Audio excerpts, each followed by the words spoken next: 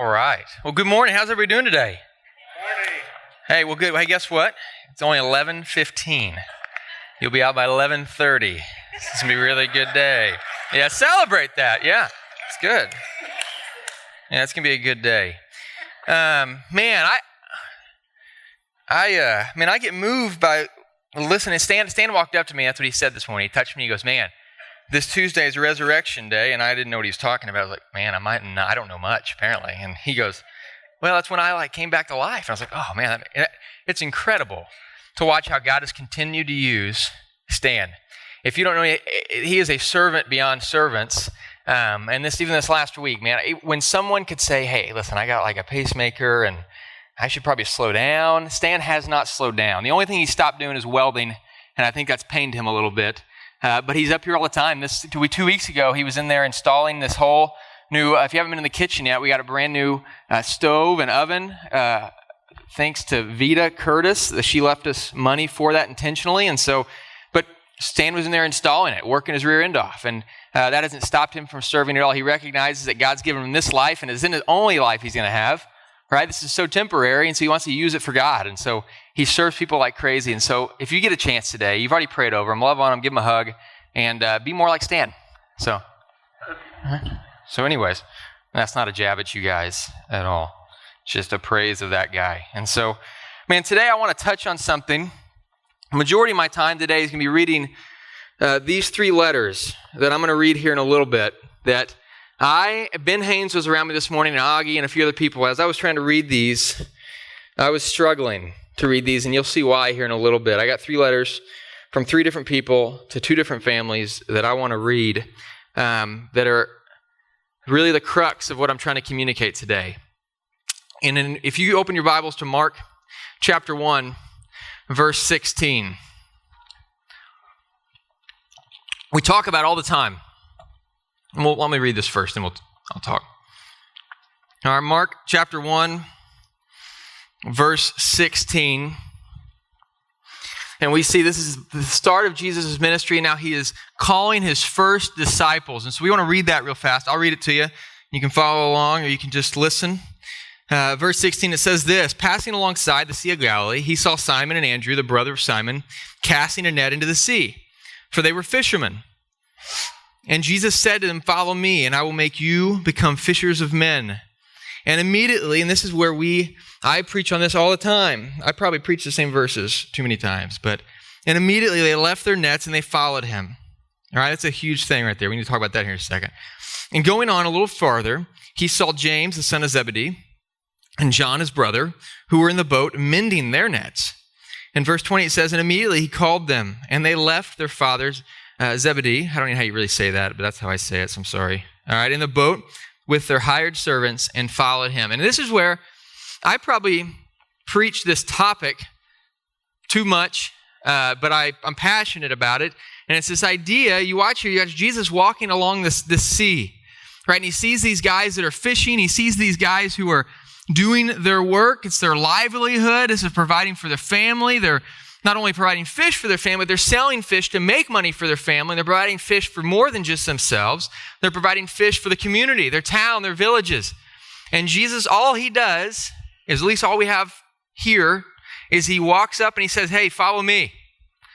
And it says that they immediately drop their nets in the middle of working, right? And listen, if you know me at all, if someone ever walks into my office or gets near me, the rare time that I'm in my office, and they say, hey, let's go do this. Oh, all right. I leave whatever I'm going to do just because I don't like, being in my office. And so I'll do whatever. But these guys, I get what they're doing. I just don't think they realize maybe how long of a commitment they're getting into. But they get up and they leave. And now here's the deal. I preach this all the time. It's this idea that, listen, Jesus calls you. And when he calls you, you need to be obedient. Right? Like that's a big deal. Is when Jesus calls us to do something, a lot of times we like to put our own math to it. We like to figure out what that looks like long-term for us. Is that going to mess up my house? Am I going to pay my mortgage? Am I going to be able to send my kid to that college? Is my kid going to get to go to that school? Is my kid going to get to play on that sports team? Is my kid going to have time to really figure out who they are? Right? Or am I going to get to hang out with my friends? Is that going to cause me not to be able to go to Starbucks every day? Is that going to cause me not to be able to watch the TV shows that I want to watch? Listen, but that's when Jesus says, like, hey, follow me, you watch his disciples immediately go, all right. And they get up and they go. And this is as believers, right? This is what we were called to do. And I think a lot of us, I'm just going to use a few examples, like Stan Kitchell. Like, and I don't want to keep rubbing that in, but listen, I don't think you guys understand the type of servant he is. Like when you walk around and you ask, he will ask you, hey, can I help you? Hey, how's everything going? And it's always grateful. He's always wanting to serve. He's always wanting to help people. There's a lot of guys, and I don't want to neglect, but there's too many of you in here to point out. But there's a lot of you in this room that are like that. And God's called you and you were obedient and you stepped out and you did it. But the part I want to focus on today is the part that I said fart in church. I'm really sorry. I'm a youth pastor. Leave me alone. All right. I caught it. Don't worry. Some of you guys are going to be really nice and not say anything. And then Cameron would have backed it up on Facebook and shown that part over and over again. But the part, all right, that I want to focus on today is the thing that Jesus did.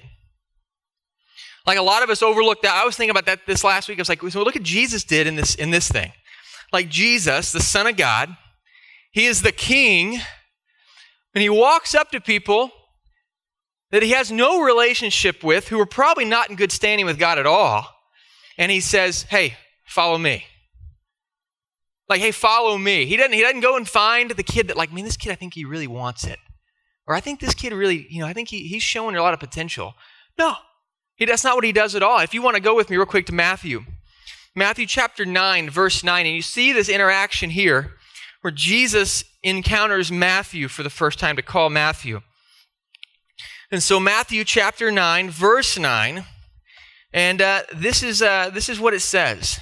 And as Jesus passed from there, he saw a man called Matthew sitting at the tax booth. So I want to stop right there for just 1 second.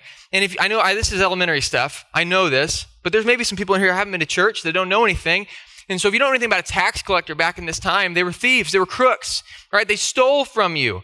Like if the government wanted 4%, they took 8%. They kept 4% and gave the government 4%. They took more than what was intended to take, right? And they were thieves. They collected. And that's what they did. It was dirty. And they hung out with each other because no one else wanted to be with them.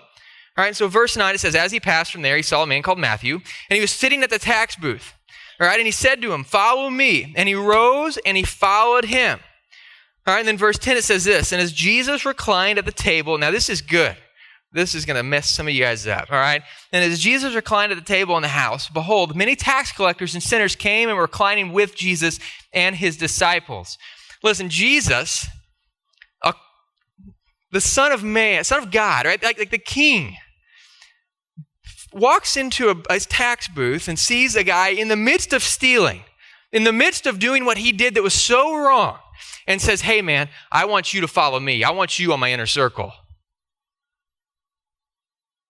That's crazy, right? Then you want to see how comfortable Jesus was with this guy. Is that next verse, it says that he walks into Matthew's house, right? There's some kids, I'm not going to lie, that I would never go into their house that are in my youth group. I don't know what's happening in there. I don't know. Like, I'm not going in that house. Jesus walks in the house, and it doesn't say he's there in it. He says that he's reclining, right? Reclining alludes to the idea that Jesus was extremely comfortable. He was made to feel at home, right? And so he's sitting at this table, and it says that he's sitting with Matthew, but he's sitting with a ton of other tax collectors, right? AKA sinners. People who were out to get and to mess up and destroy other people's lives for their own gain. And he's reclining with that person. And he still tells Matthew, I want you to be on my inner circle. Like, that is who I want. And so my question for you guys today is, how many people have you overlooked? We're talking about this idea of discipleship today, right? My goal is to call us as a church, myself included, to a higher level of discipleship, right? No longer is sitting in a classroom once or twice a week for an hour at a time and reading scripture enough. Like, it's just not enough. Like that's an important element of it, but the other element is you need to see what Jesus does here, all right? And go back to Mark. Sorry to make you dance here. But go back to Mark, and you read in verse 21. I love this. All right, so Jesus calls these disciples. Who knows what kind of sin and filth these guys were living in. they're guys, so who really knows? There's all kinds of junk they're involved in. All right? Someone laughed. It's the truth. It's real. All right, in verse 21, it says this. And then they, all right, meaning Jesus and these new disciples, went to Capernaum, and immediately on the Sabbath he entered the synagogue and was teaching. All right? And they were astonished at his teaching, for he taught that as one who had authority and not as the scribes. And immediately, and you're going to love this, I'm going to go now real quick, go to verse 29. So there's a couple little things that just happened. In verse 29 it says this, and immediately he left the synagogue and entered the house of Simon and Andrew with James and John.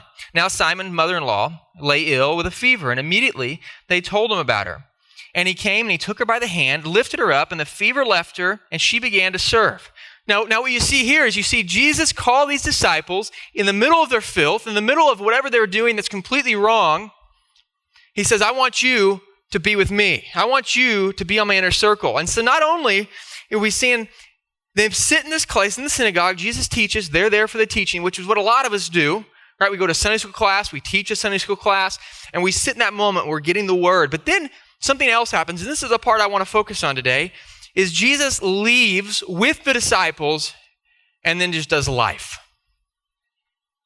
He just does life. He doesn't say, hey man, let's meet up like at, 3 o'clock on Tuesday and then we can talk for a little bit. No, this is what he does. Hey, come with me, go. And they go to this house and they heal this woman. Right? You see Jesus not only teaching, but also living with.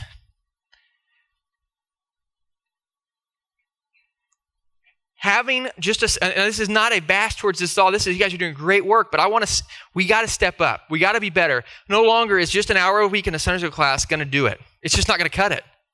It's like having a piece of paper, right? Like I love, my wife's a pre-K. She works in pre-K, and so she, all week they do crafts, and they use glue, and they do all these things, and I don't know, what letter are you guys on, Steph, right now? G, for giraffe, right? Just joking. All right, that's an inside joke. But they put this piece of paper down, they put glue down, then they put the letter G on top of the glue, right? And it's this, when you're just meeting in a classroom once a week for an hour reading your Bible, and that is your discipleship, and that is the discipleship you're providing for other people. That is like putting this piece of paper down, putting the glue on it, and just letting the G sit over here and not even using it. That's like what is pointless. Like, it's good to know these things, but faith without what? Works is dead. Like, I'm gonna skip here a little bit, and I'm gonna go. We have some people in our church who I think really get this idea of discipleship, and they are gonna hate me so bad for pointing them out. But you know what? I don't care. And I'm going to say some things. I'm going to read some things that they probably don't want people to know because they're that type of servant. But the reality is this is an example. And these are examples of how it looks to truly disciple people. And I'm going to start with this one. I got 3 letters and they're kind of long, and so I apologize, but they're long and I've cried halfway through all of them, so they're even longer, then the words are going to be smeared, so it's going to be rough. All right. And so, whoever I'm reading this about can't walk out when I'm doing this. All right. All right. Debbie and Kevin. There I go. Mark losing it. All right, I can't even get it. Here we go. AKA my church family, AKA the best brand. I said breast. Can you believe that? What is happening? What is happening? I gotta get a drink. I'm sorry. It wasn't inappropriate. It just, there's no context. All right. Okay, here we go. Again. All right, here we go. AKA the best brownie maker. P.S. That's Debbie, by the way. Laugh out loud. I'm writing to tell you guys about a crazy journey I had as a child. And not only did Debbie and Kevin pick me up when I'd fallen, but they also led me to the right path. Sorry. 7th grade. I had just gotten to Cherokee Hills, and I went because a lot of older kids went that I knew and I looked up to. I mainly went to play basketball and eat snacks and never thought anything else of Cherokee Hills. That's when I met Nathan and Kevin. Every Wednesday after church, they would take us to go eat and talk more about church and our personal lives. two important things, right? Church and our personal lives. Now, before I thought it was just to look good in front of the other church people. That's why they did that, or something. But over time, I realized that they truly cared, which then made me put more effort into actually listening to the service and reading the Bible like they asked of me. 8th grade. By this time, I had gone to church camp and was really involved in church and bettering myself and being a good person. Me and Kevin had gotten really close, and Debbie as well. Kevin would come to our football games, and when I went to Cap's middle school, and tell us how we did, and then we'd meet up on Sundays to play basketball in the afternoons. I looked him in less like a mentor and more like a second father. Just a second. Fast forward some years, 12th grade. I'm a senior now and about to move on. Meanwhile, starting my application process, I didn't know what I was doing because my parents had never been to college, and I didn't know the first step to take. Debbie helped me and my brother out 100% of the way. She got a tutor for us to help us study and made sure anytime she saw us, that we had studied and making sure our grades were good. And you can already hear this person saying it, Debbie. All right. And with all the help we were given, we got the score we needed to get into college. Also that time, my biological father and I weren't in the best places because he was a heavy drinker and it caused us to fight a lot. Most of you guys at the church never knew because, well, who wants to talk about that to everyone else? So I did what most of us do, and I wore a poker face to church and continued to smile. After me telling Kevin about the situation, he came and got me and let me stay with him for a few days to let things boil over. They're truly amazing people. I'm so grateful to have them placed in my life. I love this. Debbie helped me get my driver's license. Kevin got me a car as a graduation gift and taught me how to work on it in case something happened. So when I moved to Colorado, I knew that I had to work hard not only for myself, but for them as well. I was in so much debt from getting hurt in football and not being able to work that I worked, I saved, and I paid off all my debt that I had within 6 months. And then this is my favorite line of the whole thing. But I knew I still had more to go. I could hear Debbie in the back of my mind saying, "Damien, you've got to do this to get ahead." So I pushed ahead. Started school in Aurora, Colorado, studied to be an EMT, and I knew it was going to be tough. And I'd have to put in a lot of work and study hours. But I really wanted to do it. So I stayed focused. I stayed off social media for months and studied whenever I wasn't sleeping. Thankfully, all the hard work paid off. I can say now that I have made them proud because I went back to school, I finished, and now I will be doing something I dreamed of, working in the ambulance service and soon to be a firefighter. And it's because of them pushing me and believing in me that I am who I am today. They're truly amazing Christians, and I could tell you guys so many more stories about situations they helped me out in, or just even lended a listening ear. I hope they continue to change many lives out there like they did mine. Yours truly, Damien Brown. I got 2 more. We're not done yet.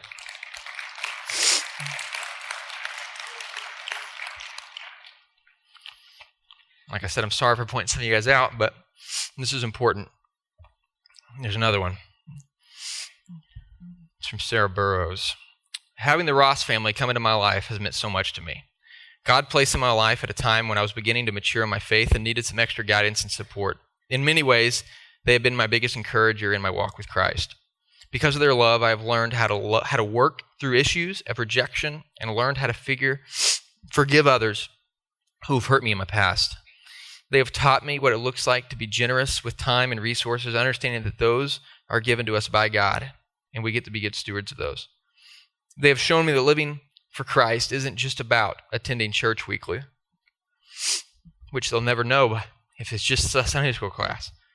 All right, but it's truly about giving your life to Him in everything. And when you fall, you have a Heavenly Father that's always ready to help you back up, no matter what. He'll never leave us.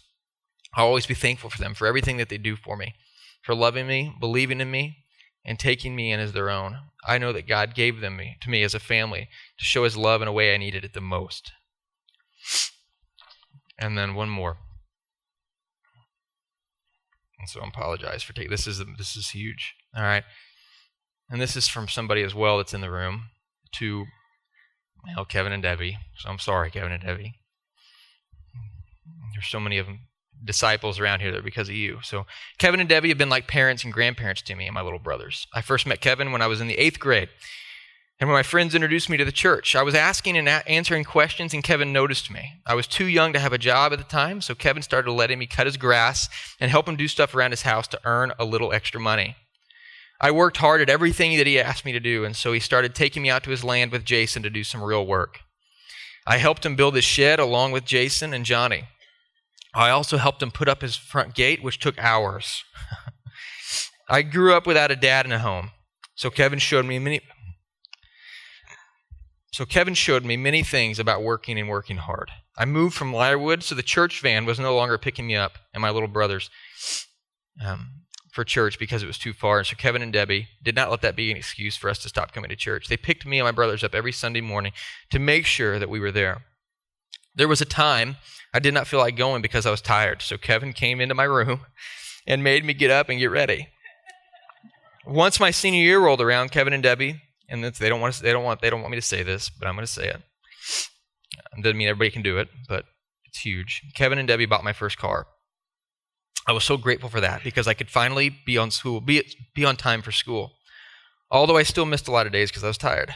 I almost got to cut that out, Cavante, but I didn't. All right, I was tired. My mom was running a little late on my senior night at football. When I was making my way up to the front to be called, Kevin noticed that she wasn't there. So he jumped down from the stands to walk me on the senior night.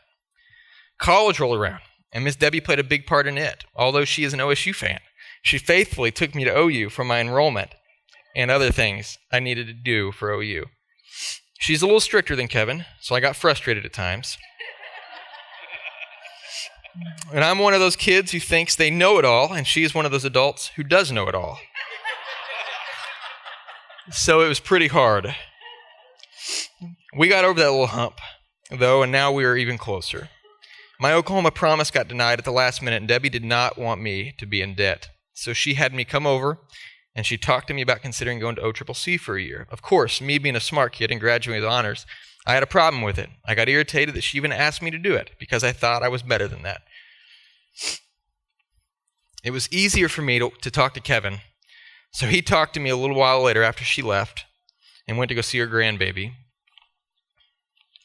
I finally agreed and did all the paperwork so I could get my classes ready for the first day. My car transmission went out back in April, so I didn't have transportation to get to and from school every day. Devin, so sorry, Dev. You're not a Devin, all right? Kevin and Debbie bought me another car. Now, there's a kiosk to that, don't worry. So he could go to school. They also paid for my books up front because my FAFSA got sent to OU, but I will be paying those things back. Kevin is a great role model in my life and taught me many things. When we don't have food in the house, they come up with a way to provide it for us. When I become successful in my engineering career, I plan on mentoring kids and help kids who are in the same situation that I was and do the same thing Kevin and Debbie did for me. That's discipleship.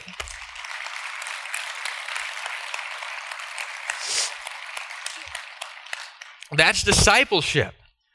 Like, here's the deal. Today I may offend some of you, and I don't want to. Jesus doesn't want to offend you, but he does. Like we are called to a higher standard. No longer will doing an hour Sunday school class on a Sunday morning or in a Tuesday night or a Wednesday night it's not enough. It's not enough. You know how many kids we have in this community specifically who have no dad, who have no mom, and then we, as middle-class Americans, complain about them using our welfare system. They don't know how to work. They don't know what it looks like to have a job and do an application. Listen, that's our job. It's not the government's job. It's the church's job. It's believers' jobs to step up, to take people under our wings, to live life with them. And then the excuse I'll hear, and you guys may be thinking this right now, I want to go ahead and get rid of it. As well, I'll have to make time for that. No, the thing about discipleship is you don't make time for it. The thing about discipleship is it means that somebody just lives life with you. And you're like, well, and that makes me a little bit uncomfortable. Well, you know what? I'm sorry. Like, that's not like you. Jesus People he didn't know. Hey, come follow me, come follow me, come follow me. You see, I love this. John chapter 4, and we talked about this Wednesday night a little bit. You see Jesus walking with his disciples, and he's worn out, he's tired, and he wants to get a drink from a well. Right? You guys know this story. And so he goes and he sits at this well, and the Samaritan woman comes and approaches him. And we all know that, well, that's not, like Samaritans and Jews did not get along. It's not something they just didn't associate, much less a Jewish man sitting at a well where a Samaritan woman was. And so he's sitting there, and I'm not going to go through the whole story. I'll go to the end, and he offers her this idea of, this water won't quench your thirst, but I have water that will quench your thirst for a lifetime. You'll never be thirsty again, right? He's offering salvation. We know that. He's offered a relationship with himself. We know that. We have that. Like we have the water where no one will thirst again. Like that's what we get to carry around. Like this just keeps me comfortable. It does not provide salvation. Like we have what it takes to get people. We have that access to that to get people to heaven. We have Jesus Christ. And so what I'm trying to get to today is we can't just expect the Sunday school class to be the main course and main mode of discipleship. Like we want to see our generation, we want to see students and kids and families in these neighborhoods come to know who our Lord and Savior is and be productive and citizens of our society. And we have to, all of us have to, take somebody under our wing and live life with them. Like that's something that we have to do. That's not really an option. I heard, this is Matt Chandler, pastor down in Texas, has a quote, and this is what he says. His comfort is the God of our generation. So suffering is seen as a problem to be solved rather than a providence from God. We so badly seek after comfort that it blinds us to the ministry we're supposed to be doing. Because when we're uncomfortable, which discipling people is uncomfortable, you know how many afternoons, every afternoon, maybe every Sunday, is people go home with Kevin and Debbie every week. And you know what they do? When I want to go home and I want to take my Sunday afternoon nap and watch Tiger Woods win, it finally happened. I don't want people around me, right? I want to get comfortable. I want to enjoy myself. That's not the life we're called to live. That's not the life that we're called to live. And so my challenge for you today, I'm not saying you have to go out and purchase a car. That's not it. That's not what I'm saying. What I'm saying is there are kids, there are families, and I'm not talking just about students. I watch Bill and Jane Picklesheimer, and I watch all these other couples who take adult couples under their wing and to help them. I think about Angel and Patrick, and I think about Hunter now is being discipled by Bill. I think about these people that are adults. You think about Robert with Larry. And you see all these adults who are being discipled by adults, but they need that. Like we have to live life with people. And so that's my challenge. That's my challenge. Be in prayer this week about who is it. And maybe you already know. We'll talk about that here in a second. Of who are you going to take under your wing? Who are you going to get uncomfortable with? And I know the reality is, this majority of this congregation will go out and we'll think about it, and we talk about it, and then we're going to settle back into our routine of comfort. But I want to tell you right now, listen, and this is a bold statement, I'm sorry. If your mortgage, your car payment, whatever, are getting in the way of you discipling people, then maybe you should rethink your mortgage or your car payment. You should probably rethink the house you're living in, maybe the car you're living in. The one thing that God told us to do is what? Go and what? Make disciples, right? To make disciples. He didn't say, hey, go teach a Sunday school class, even though that's part of it. We talked about that. That's only one part of the ingredient. We've got to live life with people. We've got to be around people. And that may mean, you know what, I'm going to buy you groceries this week. I'm going to buy you clothes this week. I'm going to buy you a computer next week. I'm going to do whatever you have to do to help that person get to the point where they see who Jesus is and who Jesus wants them to be as a that's our job. That's our job. We are funneling people into this idea that they're going to find their place in the kingdom. They're going to find who they're supposed to be, who God intended them to be. That's our goal. That's it. And if anything comes before that, church, you need to be questioning it. You need to be reevaluating it.